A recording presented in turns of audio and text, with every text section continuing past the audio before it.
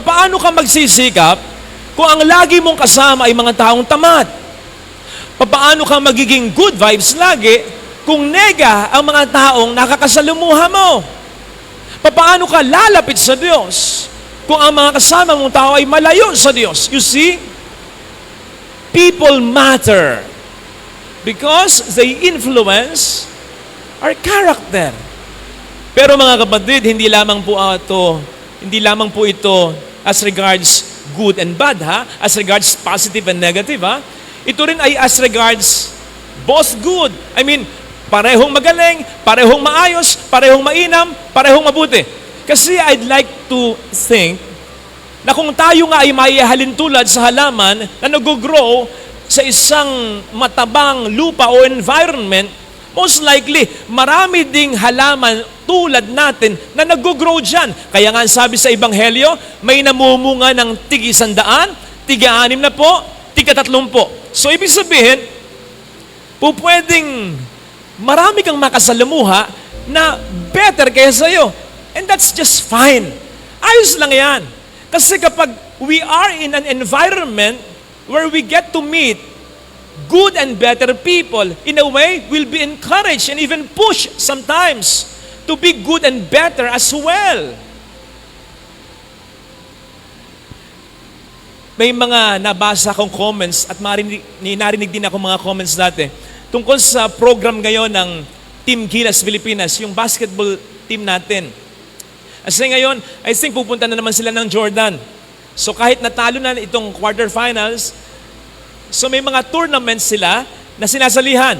Ang comment ay ganito, bakit pa kasi nakikipag-compete pa sa iba't ibang mga bansa na obvious naman, tayo'y dehado.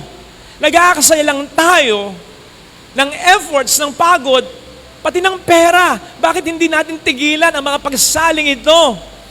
We don't understand, brothers and sisters, na yung pagsali sa mga tournaments na ito, kasali ang mga mas malalakas na hamak na mga malalakas na mga bansa, ang goal, ang aim, ay hindi lamang para manalo, kundi upang matuto. Kanino tayo natututo? Siyempre natututo tayo sa mga taong meron na ang gusto nating marating, meron na ng ating gusto. Hindi ka mas lalakas kung sa kakumpetensya mo, ikaw na ang pinakamalakas. Hindi ka na mas gagaling pa kung ang mga kalaban mo sa kompetensya ay sisiw na lang para sa'yo sapagkat ikaw ay sobrang malakas na kumpara sa kanila. Pero kapag tayo nakaka-encounter ng mga taong makaka-challenge sa atin, doon mas napupush tayo sa ating limit, mas nakikita natin ang kakayanan natin at mas naibibigay natin ang mga kaya pang ibigay ng kakayanan natin. Brothers and sisters, I believe, bago pa tayo nilikhain ng Diyos, alam na niya ang kanyang magandang plano para sa atin. At hindi pa man, He had already lined up right people na makaka-impluwensya sa atin ng mabuti at maganda upang maabot natin ang kanyang pangarap para sa atin. Now, we could not be with these right people if we will get stuck with wrong people. Kaya hanggang maaga, kumawala ka sa mga toxic na taong yan, sa mga taong ang layunin ay pababain ka lang, sa mga taong hindi nakatutulong sa iyo, sa kabutihan, kumawala ka hanggang maaga, as in now na. Kasi marami tayong panahon na nakakasaya. Ngayon kung hindi po pwedeng abruptly or madalian, unti-unti. Halimbawa, kung wala kang choice, kundi magtrabaho sa lugar na ito, sa pamilyang ito, sa mga set of people na ito, limit mo yung panahon mo sa kanila. Kausapin mo lang kung kinakailangan talaga. Now, kung hindi ka talaga po pwedeng kumawalan sapagkat ang tinutukoy nating toxic na tao ay miyembro ng iyong pamilya, ay problemang talaga. Ay hindi. Kung ganyan, pag sumikapan mong maging parang bangka na lang. Bangka. Bakit ang bangka? Ang bangka ay naglalayag sa ibabaw ng tubig. naglalayag sa ibabaw ng tubig na hindi niya pinahihintulutan na pumasok sa kanyang loob ang tubig sapagkat siya ay malulunod. In other words, strive not to be so much affected by these people.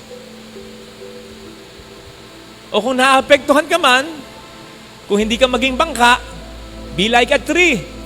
Ang puno, alam natin, nag-a-accept ng carbon dioxide na po pwede natin sabing poison.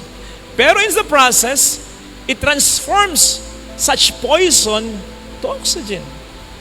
Yun ay mas nakatutulong sa kanya at kapag iniimit niya palabas, binibreathe out niya, mas nakatutulong din sa iba. Kapag gano'n ang nangyari, then, kahit yung mga pagkakataon at sitwasyon at tao na pinapadala sa atin ng demonyo upang sirain tayo, sa awa ng Diyos, ay po pwede pa sa ating makatulong upang mas maging fulfilled tayo pagdating ng panahon. Mas nagiging sweet kasi ang accomplishment o ang fulfillment if along the way, we will encounter situations, problems, especially people who will challenge us. And then in the end, we will rise above them. Mas nagiging sweet ang accomplishment at ang fulfillment. Sabi nga po ng finals MVP at ng go-to guy ng Milwaukee Bucks, ang player na si Giannis. Ang sabi niya ay parang ganito, pwede naman siyang mag-champion ng madali eh. Yung bang sasanib na lamang siya sa isang super team na may mga star players, katulad nila LeBron James, katulad ng Kevin Durant, pwede naman siyang sumali dun eh.